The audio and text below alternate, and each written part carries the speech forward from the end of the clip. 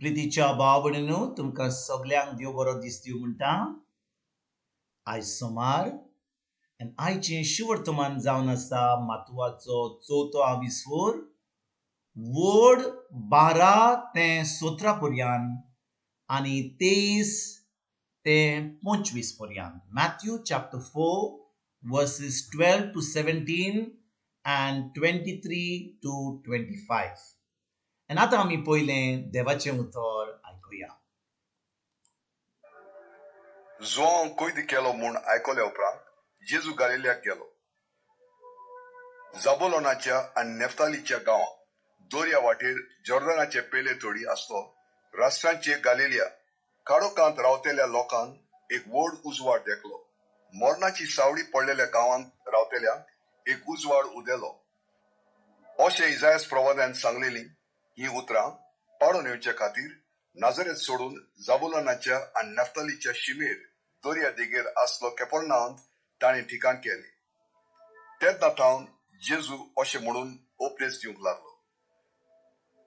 जिवीत मन बदला, कित्याक सोगींचें राज येवचें जालें.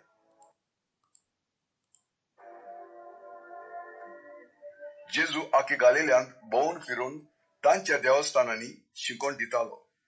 राजाचें शुभ वर्तमान परगडटालो आनी लोकां मदें सगळे जिनसांचो पिडा रोग बरो करतालो. तेन्ना ताचें नांव आखे सिरियेक गाजलें आनी सोमेस्त वायटाकारांक, सोबार जिनसांचे पिडेन आनी कुश्टांक, दोगदांनी, वळवळटेल्यांक, देंवचार बसलेल्यांक, मोरलूक मारतेल्यांक आनी आरेन पडलेल्यांक ताचें सोरशें हाडटालीं आनी ताणें तांकां बरी केली. प्रितीच्या भाव भयणीनो, आयच्या शिवर्तमानान आमी वाचता की आतां जेन्ना आमी थोड्या दिसां पयलीं नातालांची परब केल्या, आतां जें आयचें शिवर्तमान आमी वाचता, आतां जेजू आपलें काम कोमेस करता आनी देवाचें उतर परगट करपाक आतां तो दुसऱ्या दुसऱ्या गांवांनी वेता.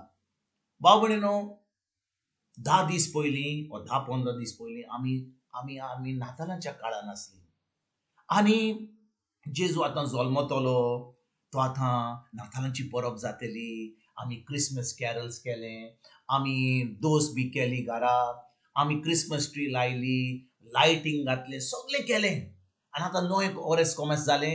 आतां आमी परतून आमी आमचें जिवीत सारता आनी कितले फावटी आमी विसारता की ही जी नातालांची परब आमी केल्या, हे जी आमी जेजूचा जल्माचो दीस आमी मानला, तो आतां फकत आमी भायलो दोबाजो करपाक ओ खरेंच आमी जेजूक आमचो सोमी आनी दोनी मानपाक. आनी आयज भाव भयणीनो, जेन्ना हे शिवर्तमान आमी आयकता, आयज आमची चोत्राय ह्या 17 वडीर आमी धरया.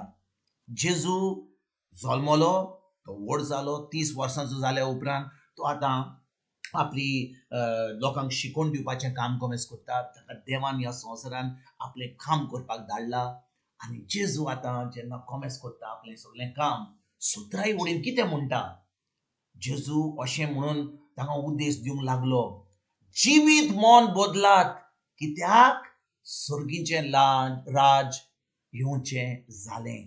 परतून वाचता, जिवीत मन बदलात, कित्याक सर्गीचें राज येवचें जालें. भाव भयणीनो, जेन्ना जेजू ह्या संवसारान आयल्लो, म्हणजे तो मनिसान जावन ह्या संवसारान येयलो, तो आतां जेन्ना आपलें काम कोमेस करता, तो पयली वस्त सगल्यांक सांगता, तो म्हणटा तुमचें जिवीत मन बदलात म्हणटा. भाव भयणीनो, आमचें जिवीत मन बदल ना जाल्यार आमच्यान केन्ना जेजूचे भावार धरूंक जायना. कित्याक आमचें चिंतप कहें जाता, आमचें चिंतप जाता आमी लोक आमकां कितें सांगता, हो कितें म्हणटा, तो कितें म्हणटा, न्यूज पेपर कितें म्हणटा, टीव्ही कितें म्हणटा, हे इंटरनेट, व्हॉट्सएप, फेसबूक कितें म्हणटा, म्हजो शेजारी कितें म्हणटा, हो कोण तो कोण कितें म्हणटा, म्हजी भावना कशी आसात, त्या प्रमाणे आमी थाराय घेता, आमी चिंतता आनी खूब पाटी भाव भयणीनो आमी चुकता. खूब पाटी आमी चुकता, म्हणजे आमी केन्नाच देवाच्या उतरा प्रमाणे चलना जाल्यार आमी चुकतलेच.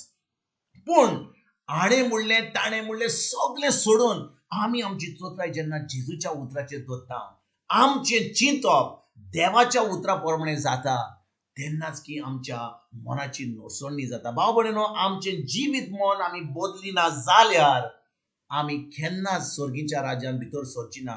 आनी आयज शिवर्तमानान 17वी वडीन जेजू कितें म्हणटा, तो म्हणटा जिवीत मन बदलात कित्याक सर्गीचें राज येवचें जालें. वय, जेन्ना जेजू ह्या संवसारान आसलो, जेन्ना तो मनीस जावन ह्या संवसारांत चलतालो, तेन्ना ताच्यान म्हणूंक जातालें त्या लोकांक सर्गीचें राज येवचें जालें. पूण भाव भयणीनो, आमी सगळीं नव्या कराराची भुरगीं. आमी जाणो ह्या वेळार 2000 वर्सां जावन जेन्ना आमी हें शिवर्तमान आयकलां, आमच्यान म्हणूंक जायना की सर्गीचें राज येवचें जालां, सर्गीचें राज आयलें.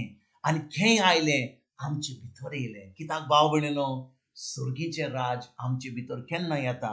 जेन्ना आमी जेजूक आमचो स्वामी, आमचो देव, आमचो सर्वनार म्हूण आमी मानता, पवित्र आत्मो येता आनी आमचे भितर येता आनी आमची कूड जाता, पवित्र आत्म्याचें मंदीर जाता.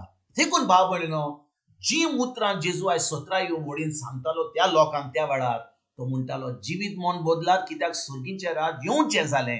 पूण आमी जेन्ना 2000 वर्सां जावन हें शिवर्तमान ही वड आमी आयकता, आमच्यान म्हणूंक जाता आमचें जिवीत मन बदलून आतां सर्गीचें राज आमचे भितर येता. आमचे भितर आतां सर्गीचें राज आसा.